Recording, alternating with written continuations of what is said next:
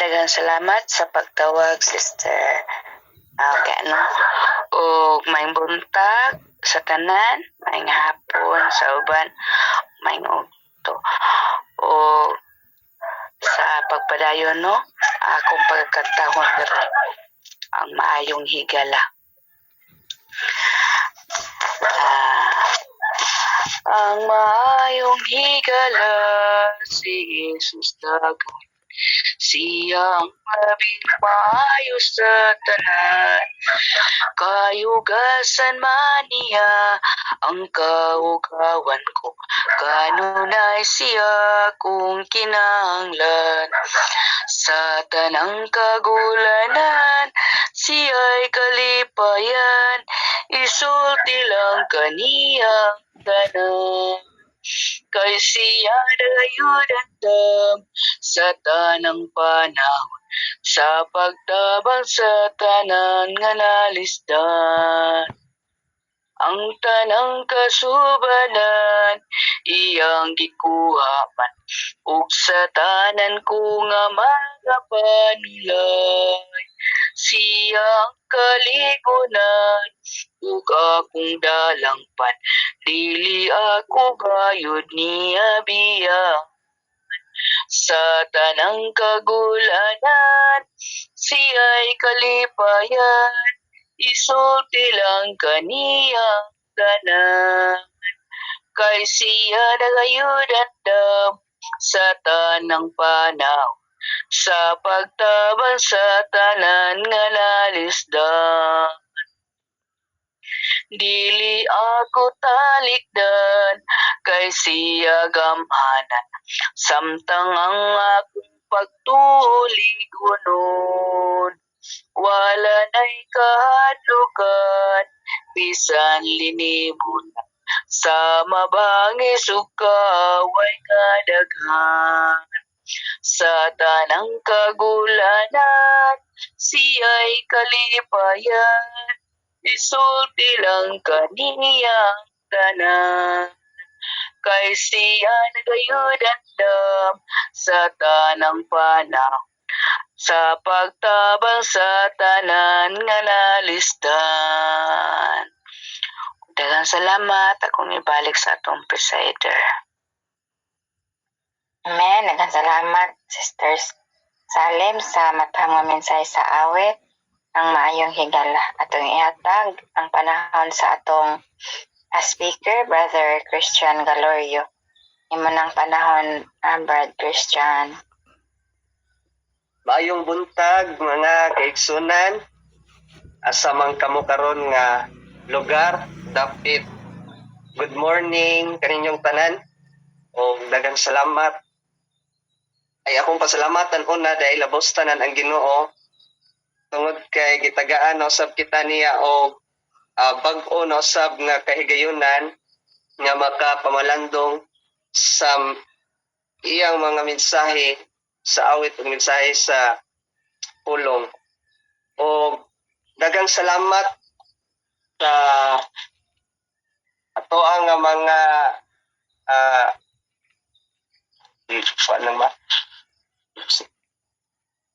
daghang salamat sa atong mga administrators nini nga online platform sa inyo nga pag-prepare sa program, and also thank you for inviting me again na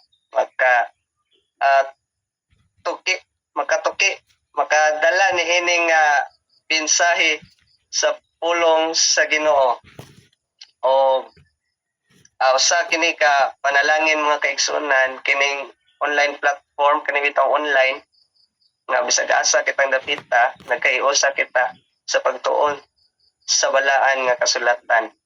O ato nga pasalamatan usab ang mensahe sa awit pagkanindot mga igsoon nga there is no other than kanang pinaka maayo nga higala, mora gyud si Ginoong Hesus, and He is the one nga nag-comfort kanunay kanato sa dihang nagsubo ta, nagbagul-anon ta iya kining gikuha pagkanindot nga mensahe. Now, tungod kay pipila pila na lang ka mga gamay lang oras mga kaigsunan. We are now in shortage of time tungod kay paspas kayo ang tuyok sa orasan. Adto ta sa mensahe sa Ginoo. But before that, I invite everyone to bow our heads and let's pray. Diyos nga balaan na bang mga gahom sa tanan amahan. Dagang salamat o Diyos nining matahom nga adlaw ban ang nabag-o nga kusog o niini nga takna sa kabuntagon samtang kami mamalandong sa imong mensahe o Diyos. Padala ang gahom sa balang spirito sa matag usa ka namo. Nagbatnan namo ang kaalam nga langit nun o kapasabot niini o encourage ka namo o pa-enlight ka namo through your words. Heavenly Father, mahan, masalo kami sa mga sala. Pinintanan na mo sa ligtugyan sa ngalan o kahumig ni Jesus Christ na namong manuluwas. Amen. Now, ako nga ato to sa ato nga introduction sa akong mensahe mga kaigsunan nga kaniadto elementary pa ko o nga i-share ang ako nga life bata pa ko nga among tinuy-anan kaniadto gamay ra gyud kaayo, gamay nga sala, gamay nga kusina, usa ka kwarto nga gamay, naigo ra gyud mi magdasok dito sa kwarto nya pito mi ka buok tanan unya wa mi kuryente pero tingit-ngita naarami lamparahan mga kaigsunan bitaw naigas nya pitok-pitok taon to pag gabi dito may mag worship dito kami nagsalig sa gamay nga suga mga kaigsunan ito mong balay kaniadto elementary pa ko gagbay pa mi og naay dako kayo nga balay dito silingan namo ting dako pag ganindota gyud sa balay indot kay nga pagkapintal tanan indot kay mga decorations mga kaigsunan dako kay garden nya naka-wall pa gani ni nga palaya nya akong gingnan si mama nga ma nindutan ng balay diya sa atong silingan kay dako kay nga pagkabalay ay kayo ba kabalay yung tataginana ko anak ko ni mama maningkamot yun mi eskwela para makabalay taginana pohon pero gani ba anak ko niya nga kita na lang tayo magpuyuan ng balaya wa may nagpuyuan ng balaya kay katong tagi atong balay mga kaigsunan dagan kay balay nga pangayoon ka na to ng balaya ma kay aron tong maayo tong pagkatulog nindot atong pagpuyo nagbalay kung nga kay wala naman wa may pulos ng balaya kita na lang mapuyo diha sometimes mga kaigsunan our spiritual house ang spiritual life we kana bitong ang outside appearance nato we are very alive mga kaigsunan but sulod sa atong kinabuhi it is empty daghan kanato karon nga mga nag-alagad kang Kristo moingon nga kabalo kay ko moampo kabalo kay ko maawit kabalo ko mawali active kay ko sa church pero kumpiyansa ra kay mga kaigsunan kini kumpiyansa bitaw nga dugay na day sila nga nagalagad sa Ginoo apan gawas day apan naa day sa gawas si Ginoong Hesus sa atong kinabuhi so kumpiyansa kay ta now there is a question dako nga question mabuto nining atong mensahe what if Jesus mga kaigsunan is not inside your heart but he is outside knocking mga kaigsunan so mo kini atong mensahe karon and the text is found in Revelation chapter 3 verse 20 behold mga kaigsunan sa lahi nga term listen carefully I stand stand on the door and knock. If anyone hears my voice and open the door, I will come into him and dine with him, and he with me. So kining teksto mga kaigsuonan, sulat kini ni Juan. Samtang dito siya gidala siya sa Ginoo dito sa usa ka isla, ay usa ka island sa Patmos.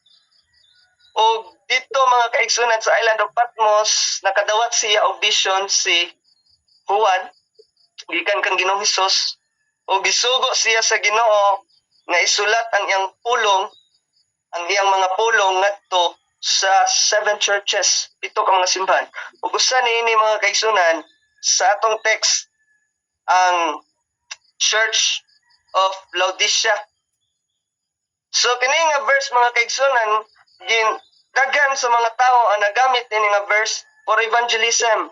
Ito magwali sa crusade, nabitaw mang agda og mga tao nga wala nagtuo kang Kristo moalagad. Mo ni ginagamit nga verse mga kaigsunan. But notice carefully nga si Ginoong Hesus, he was talking to the Church of Laodicea. Church of Laodicea mga kaigsunan. So it means they are not unbelievers, but they are believers mga kaigsunan. Kini mga tawhana kada bitong pagbati nato that we are okay mga kaigsunan. We thought that we are okay. They said that naan ako tanan. Dato ko, I am rich. Naan na ako tanan, wala na ko gikinahanglan. But Jesus said, no, you are spiritually poor. Pobre dayta spiritual.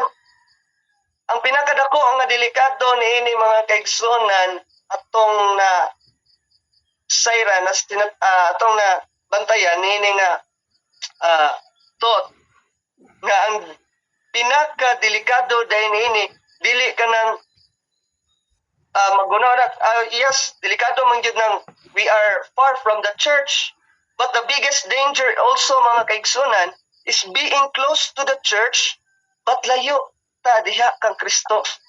So kini atong mensahe doon na kini tulo ka mga punto. Ang una nga punto mga kaigsunan, Jesus knocks even when we ignore him. Kami ni Mama Lorna, mabisita mi dito sa among mga tuonon nga mga Pinoyanan. Naiusahay mga kaigsunan nga magtok-tok mig balay. Kadugay na mong ayo, tabangan para ko sa Mama Lorna kayo, kay perting hinaya man gyud siyang ayo. Kung ayo, kadugay ang ayo, wa man gyud mo tingog. Wa tingali ni tawo. Muna kasagaran mga kaigsunan, if we are knocking, if someone knocks the door, mostly mohawa ta, or mostly visitors leave. But sa Ginoong Hesus mga kaigsunan, he is very different. Dili po, wala po ni i-point nga, karon na lang tag mag-ayo mga kaigsunan. But we are looking to Jesus mga kaigsunan that he is different. He keeps knocking mga kaigsunan. He was standing and kanunay siyang nagtuktok bisan og ato kini nga gi palahos sa dunggan ng iyang mga hungong og iyang mga pag-remind ka nato. Maybe pinaagi sa mga mensahe nagtuktok siya sa atong kasing-kasing. Maybe pinaagi sa mga problems mga kaigsunan nagtuktok siya sa atong kasing-kasing. Kaning mga problema o kalisdanan nga atong na-experiencehan sa atong kinabuhi, dili kini buot pasabot aron silutan ta mga kaigsunan. Panday usa kini siya katuktok ni Ginoong Hesus sa puntahan sa atong kasing-kasing. And maybe today mga kaigsunan, if we ignore him, ato siya nga gipalingog-lingog. Apan si Ginoong Hesus, he is very faithful to us. Matinud-anon siya kanato.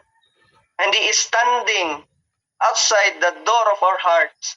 And he is knocking again mga kaigsunan. Busa ayaw nato, dili nato sayangon ang iyang pagpailog. And then if Jesus is knocking, now there is the next question mga kaigsunan. Ngano man nga dili na lang si Ginoong Hesus ang musulod. So mo ato ta sa ikaduha nga punto mga kaigsunan, that Jesus never forces the door. Sa ato hinumduman, sa atong pinaka common o balik-balik kay nga verse, gikan bata pa, kining God is love. Ang Ginoo gugma. Ang gugma mga kaigsunan, dili kini siya pugos. Atong hinumduman katong sugilanon sa mong amahan sa prodigal son. Ang amahan wa niya pugsang yang anak. Nga anak, diri lang ka. Wala niya pugsang yang anak nga makigbulag kaniya, mulayo kaniya. Ang gihimo sa mong may gugmaon nga amahan mga kaigsunan, ang paghulat ra gyud sa iyang anak. Si Ginoong Hesus mga kaigsunan, He is God Almighty, makagagahom sa tanan. Apan dili gyud siya mamugos sa pagpasulod sa iyang kagalingon sa atong kinabuhi. Apan ang nakanindot mga kaigsunan, kay ang Ginoo nangita siyag mga pamaagi nga dako gyud kaayo ang posibilidad, dako kayo ang chance nga mahimo nato ang pag-abli sa pultahan ug makahimo siya pagsulod sa atong kinabuhi. Apan ang problem mga kaigsunan, usahay dili kay wala si Ginoong Hesus naglihok sa atong kinabuhi. Ang problema mga kaigsunan kay naa nato ang problema kay wala nato giablihan kini nga pultahan. Tungod kay nakalak kini nga pultahan ug dunay nagpuyo na sa atong kasing-kasing. Kaya ang atong kasing-kasing mga kaigsunan, duna ra gyud kini usa ka pultahan, usa ka lingkuranan, ug usa ka lamisa. So dunay gyud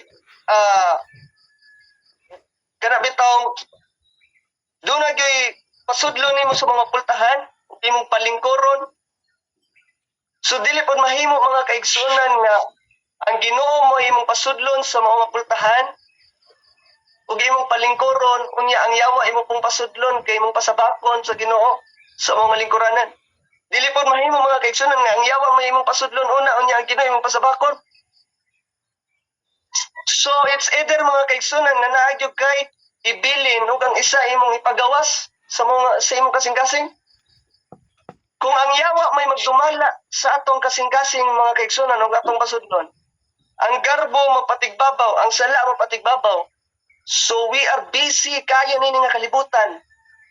Mao kana siya ang magdumala sa atong kinabuhi. Mga kabalaka, mabisi na kay tag panginabuhi mga kaigsunan ug wala tay panahon sa Ginoo. Ug sa dihan ang Ginoo mo'y atong pasudlon sa atong kasing-kasing, ug palingkuro nato na nga lingkuranan no mo'y magdumala mga kaigsunan sa atong kasing-kasing. Duna gyud siya dako kay nga gahom sa pagbuntog sa sala, pagbuntog sa mao nga garbo ug makahimo kita pagahin og panahon sa Ginoo. Nindot kay mga kaigsunan. Mo na nga nakahimo ta og apil nini nga online platform because we are openly abri ang atong kasing-kasing mga kaigsunan ug nagahinta og panahon sa atong Ginoo. Ikatulo nga punto, Jesus changes the house. So ang atong life is a house mga kaigsunan, there is one door. Kung atong abrihan ang pultahan mga kaigsunan, si Ginoong Hesus nag-ingon siya sa maong nga teksto that I will come in. Wala siya nag-ingon diha mga kaigsunan that I will repair your house first and then I will come in. Gibutang ni diha mga kaigsunan that I will come in, musulod ako. Ang transformation, ang pagbago sa atong kinabuhi, magsugod kini mga kaigsunan kung si Ginoong Hesus ana sulod sa atong kasing-kasing. When Jesus enters, peace enters mga kaigsunan. Ang paglao mosulod, forgiveness enters mga kaigsunan, and our true identity and purpose will enters also. And Jesus will be the light in niini nga ngit-ngit nga Pinoy-anan sa atong kinabuhi. Uban ang dako nga paglao mga kaigsunan nga ingon diha, I will come into Him and dine with Him and He with me. Uban sa dako nga paglaom nga makig-uban siya sa pakigsalo kanato. Kini nga pagpanihapon mga kaigsunan, panagsalo, uban ang usa ka tawo, nagpasabot kini siya nga dunay giyoy na establish nga solid kaayo o suod kaayo nga relasyon. O kana nga relasyon mga kaigsunan sa Ginoo. Kauban ang pagpanihapon sa Ginoo kana nga suod nga relasyon mga kaigsunan. Mulungtad kana siya hangtod sa kahangturan. Alang sa pagtapos mga kaigsunan ini nga mensahe ini nga kabuntagon. If there is an area in our life dunay lugar sa atong kinabuhi nga nga dugay na natong gisirad-an mga kaigsunan, pagpasaylo sa atong mga silingan or atong kauban sa pamilya, atong gisirad-an sa Ginoong Hesus sa atong kasing-kasing, dili mahimo og pagsulod sa mga pagpasaylo. Abrihe kini karon mga kaigsunan. If we are becoming spiritually cold, tungod kay we are lukewarm mga kaigsunan, usahay init sa pagpangalagad, usahay mabugnaw sa pagpangalagad, open it today. If nalayo, ignabati na kay nato mga kaigsunan nga layo na kay ta sa Ginoo, abrihe mga kaigsunan ang pultahan sa atong kasing-kasing ug pasudlo nato sa Ginoong Hesus. Because the one that is knocking at our door, usa ka na siya ka espesyal nga tawo. Dili siya usa ka bisita man lang or stranger nga mo bisita ra sa atong pinay-anan. Siya gyud ang tag-iya niini nga pinay-anan mga kaigsunan. And He is our Savior, siya ang manluluwas. Atong tugutan, anaa nato ang desisyon mga kaigsunan sa pag-abli sa mga pultahan. Ang Ginoo dunay gahom sa pagdumala sa atong kinabuhi. I hope and I pray mga kaigsunan nga atong ma-apply kini nga mensahe sa atong personal life and personal ministries. Ang Dios magapanalangin kanatong tanan. Maayong buntag mga pinangga o nga mga kaigsunan. Amen. Amen. Daghan kayong salamat, Brother Christian. Amen. Thank you, Dong. Thank you. Salamat kayo, Brother Christian, sa imong matang nga mensahe no nga nagpainomdom gid sa matag usa ka nato sa atong kondisyon sa atong pagpangalagad karon nga unsa ang mga butang nga dili nato angay nga i-ignore sa atong pagpangalagad niini nagkahinapos nga panahon o dili na ta maglangay ato nang ihatag ang panahon sa closing song ni Sister Mary. Manang panahon Sister Mary. Daghang salamat, klaro ako. Klaro ra man. Sis M. Klaro ra. Clara.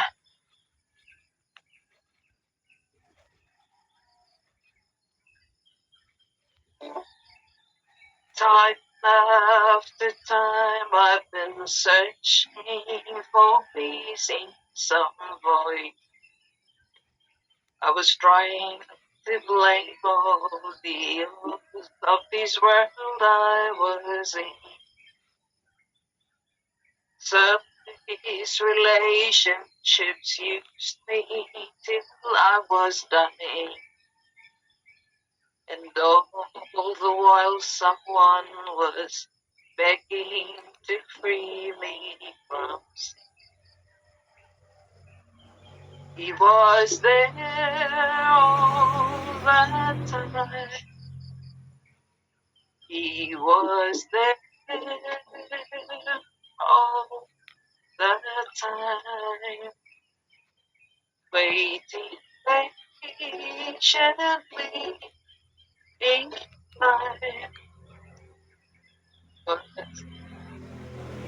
oh, never